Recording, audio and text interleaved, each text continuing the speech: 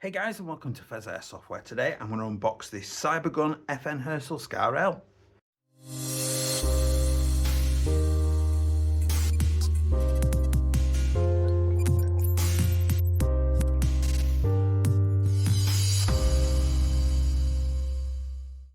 Hey guys, and welcome back. If you do enjoy this content today, please do consider liking, commenting, subscribing, because those interactions help me get seen by the YouTube algorithms. That helps the channel grow. If you want to support the channel a little bit more, all my socials and my Discord are linked on the Linktree link down below. Please do stop by and say hello. And if you want to support the channel at the highest level, channel memberships are on the join button down below, which will take you for a 99p a month subscription, totally optional. Really appreciated if you do. You get custom videos, custom giveaways, and your own chat section in my Discord as well.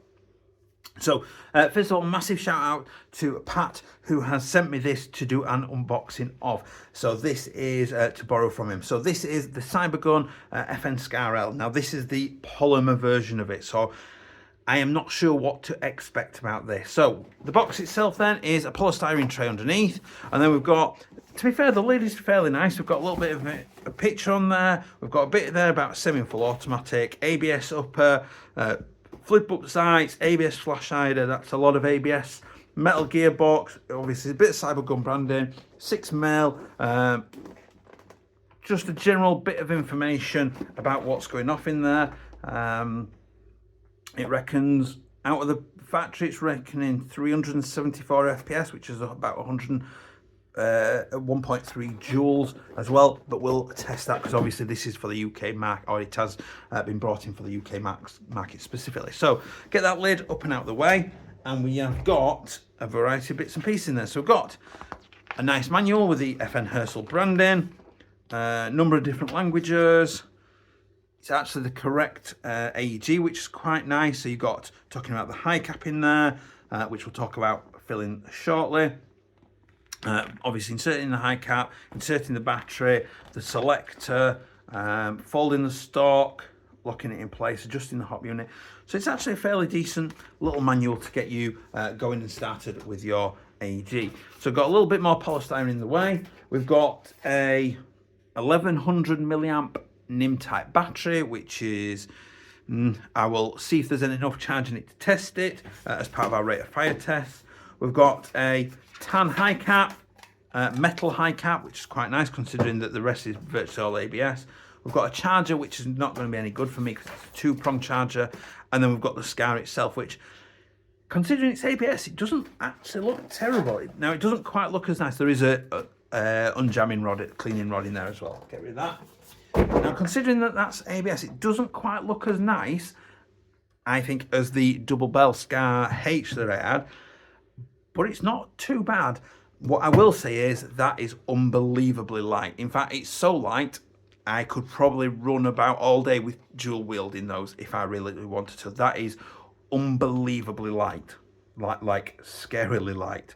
How bizarre. So I'm quite interested to see how this goes. So we'll start at the front then. We have got an ABS muzzle brake, and it is threaded as well. So you have got, it is a negative thread, so you've got a 14mm negative thread there to attach, you know, a device of your choosing if you want to, or if this muzzle breaks and you want a metal one on it as a replacement. Instead, I'll put that back on. We have got a flip up sight at the front and the rear, which are not amazing, I'll be honest. The rear aperture is very, very tiny for spotting targets and things.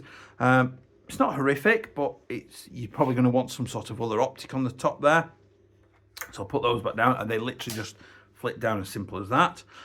We've then got 3 plastic rails around the front there for attaching accessories. They are not sharp in any way, shape or form, which is quite nice because it means you're not going to, if you are playing barehanded, which please don't, when you catch BB between your finger and your nail, you'll know about it, particularly on the thumb and the little finger. Those seem to be the worst for me. Please play in gloves. You know, you're not going to rag your hands at all. And then you have got obviously an extensive top rail all the way across the top there. Now it is a separate part, and it is bolted down in 4 separate places. That is bolted down to the upper receiver, so that is separate. It's not cast as part of the upper receiver. We've then got obviously the charging handle, which doesn't lock back, but it does expose our hop unit, which is an M4 style rotary, and it is roll forward to add hop, roll backwards to remove hop, which is absolutely fine. We've then got our selector, which is kind of looks like it should be ambidextrous with the button there, but it's not. It's just one-sided, which is a bit of a pain, and it's a tiny little torque screw as well to remove it. So keep that in mind. We've then got, hold on a minute, I was going to say there's ambidextrous selectors, but that's set on safe, that's set on single, that's stuck in position. That is not an ambidextrous, it's just for show. But so you've got a left side, so it's effectively, I'm guessing it's probably just an M4 in a scar looking body. But we've got traditional AR style pistol grip, little bit, it's not sharp on the corners, but it's pointy enough that it's going to cause you issues if you've not got gloves on. But there's plenty of space in the trigger guard there to get your fingers in, even with gloves on, which we'll do after the shooting test. We'll come to the stock then. So we've got the pin there, which we'll remove in a second. We've got a cheek riser, which locks into place fairly firmly. It is quite plasticky. We've got a stock release button, which is, now the manual says it folds, so I will make it fold. There we go, just stiff. So it does release. We've got some weird spring thing there defending the wires, and it does click into place and unclick again and locks back in. Now, there seems to be a lot of bend and flex in that. I'm not sure about the validity of how long that's going to last if you are flipping it over regularly. But then you have got an adjustment button that does allow up to 6 positions of adjustment, which is quite cool. And then last but not least, our battery compartment in the stock. So tiny little pin, that's very easily going to come out. It took no effort to get that out at all. Off comes the stock cap. Now there is a shape to that bit there. Even that's plastic, so be very, very careful. So it was shaped that way. It was very secure, I will give it that. And then we've got our wiring there, which is, I'm pretty sure, mini Tamiya. It's mini Tamiya and it's fused as well. Good thick chunky wiring though, which I am quite impressed with. It does look like there is some spade connectors just inside there to give us that extension part as well. So what I'm going to do then is I'm going to take the metal high cap. I've got a battle axe mag with me as well, which I'll test for fitting and feeding. We'll go and do the chrono, the range, the rate of fire test, and I'll be back in a second to see how we get on.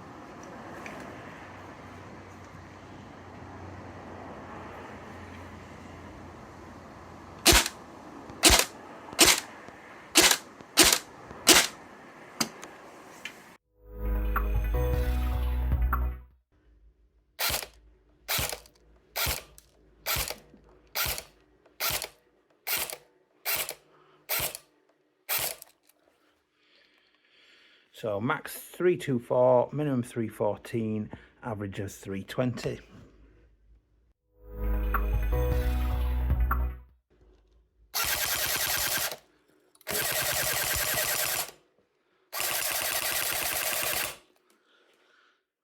Just short of 10 rounds a second.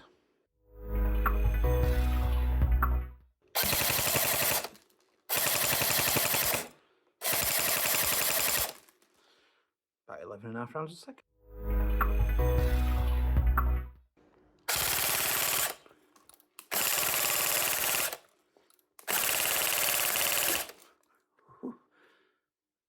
It's about 18.5 rounds a second. Okay, so I am back. Range them about 45-50 meters. Definitely not setting the world on fire. Definitely not horrific either. It was all right. Sounds quite smooth. Felt a little bit sluggish on a 7.4, which we'll talk about in a second. But generally speaking, the range was pretty good. In terms of chrono then, we got 324 to 314. Obviously, this has been prepared for the UK market. I would probably believe then that the box is right when it says about 370 FPS out of the box from the factory for other places. So obviously keep that in mind. In terms of rate of fire then, so on the 7.4 we got about 9.9 rounds a second, literally just short of 10 rounds a second, which is in line with lots of other, particularly like the sort of Chinese sort of motors that we see in a lot of things. 11.1, as always, it really came alive. We got that 18 and a half rounds per second. It felt happier running that, just really ticking over nicely. There was enough power in the included NIM type as well that we managed to get a rate of fire out of that. So we got about 11 and a half rounds a second, a little bit higher than the 7.4. Yes, absolutely, I agree with you. What I will say is that the NIM type is only about 1100. The 7.4 we run is a 2200. So the 7.4, although it's a slightly lower rate of fire, will last all day.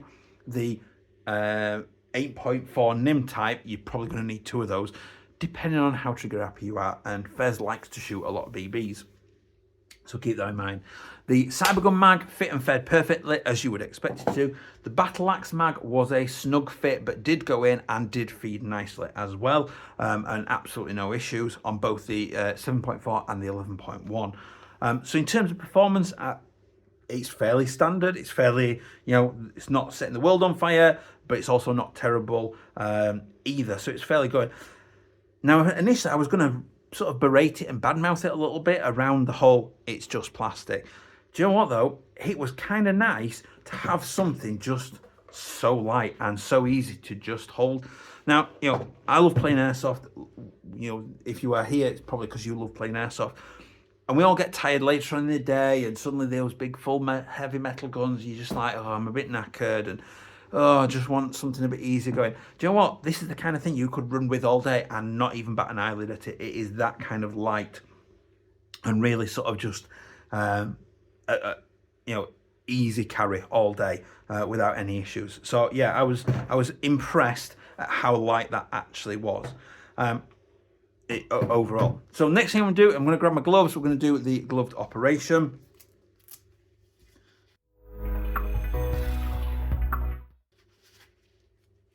This was a suggestion from my Discord on ways to make my video better.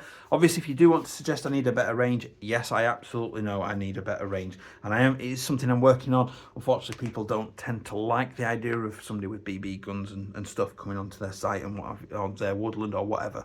So it's fine. I am working on it. I'm trying to find somewhere. So in terms of operating it then, I can definitely get that mag in and out without any issues. I can definitely wind the mag. I can definitely open the mag. That's not an issue. I'll come back to that shortly in terms of operation of that. In terms of the hop unit, it would have been nice if that locked back, but I can get in there and I can visually see that I'm adjusting it. I couldn't tell you from pressure or sort of any sort of feedback from it how much I've adjusted it just by looking. Can definitely operate that selector without any issues. Can get in there for the trigger. The stock, even without gloves on, the stock was a stiff affair. I had to take it off camera. I'm guessing that lip is just maybe a little bit overpronounced. So that's getting there. I can definitely operate that. And I can operate the cheek riser, the stock adjustment as well. That was, yeah, got that. And I can probably easily get the stock end cap on and off as well. So I'm fairly happy that is relatively easy to operate with gloves on. So not setting the world on fire in terms of performance. It is very light, and initially I was going to badmouth it, but actually, you come late afternoon, you've been running all day, maybe you're playing a longer game, you're playing sort of a 24-hour, a bigger milsim over a couple of days. This is light enough that you are not going to feel it, basically, and you can just run around with that quite happy. That is probably, I bet it's barely over a kilogram, if that. I'd be very surprised if it was even as much as 2. It is so light and just easy going. I can probably fire that single-handedly without any issues whatsoever. So it's actually, despite me initially going, I'm not keen, it's kind of grown on me actually a little bit. Scars in general have kind of grown on me. I was always kind of a fan of the Scar H's. I liked the bigger chunky mags. I just thought there was something like, oh, a bit cool about them. Scars I weren't bothered about. I just felt they were a bit lacking, but I've kind of come round to them a little bit, particularly since doing this one. Now it's kind of grown on me a little bit, and I am feeling it a little bit. I have just noticed there is a sling loop there now. That whole black panel there is metal, so you are going to be safe to put a sling through those items there. You're not going to do much damage. I wouldn't like to hazard a guess at the quality of the metal, but it is metal, so it's obviously something to think about and to take into account. So I hope that's been helpful. Hope you've enjoyed that. I've enjoyed it immensely. I have just remembered I was going to talk about the high cap. This is a high cap. So I have seen, I've started sort of doing this in unboxings where I can possibly now, about filling them and operating them. So a high cap, you do not fill BBs into that tube there. This is not a mid cap. That's what you do on a mid cap. With a high cap, you've got a winding underneath, and you've got an entrance hatch there. So what you do is you pour your BBs in, you keep your magazine as close to vertical as possible. It doesn't have to be precisely vertical, but you keep it upright and you wind. And you're gonna wind that wheel, and you'll see the BBs will come to the top, and you're gonna keep winding, and you will get a very distinctive sort of click where the spring is skipping inside because it's fully wound. At that point, you know the magazine is fully wound and ready to go. Jam it in, you can wind it whilst it's in there, and if you are in mid-game, my general advice is, you would hope that all of the BBs can be fired off one mag spring. That's not always the case. So my advice to you is basically let off 30-40 rounds, wind it back up again, 30-40 rounds. When there are not enough BBs to keep the feeding tube full and the spring compressed, you will get an unwinding noise, and it will just be kind of like a... That point, you know that is actually devoid of enough BBs to keep it running, so you know it's time to take it out. You open the hatch, pour some more in, never off the floor, never out your pockets, always from a bottle or a bag. Keep them nice and clean and fresh. Pour them in, wind it back up again, and off you go, happy as Laurie. So hope that's been good for you. Please do come back. I will drop the disassembly link down below when I have done it, which should be next week. Please remember to like, comment and subscribe, and I will see you next time. Bye.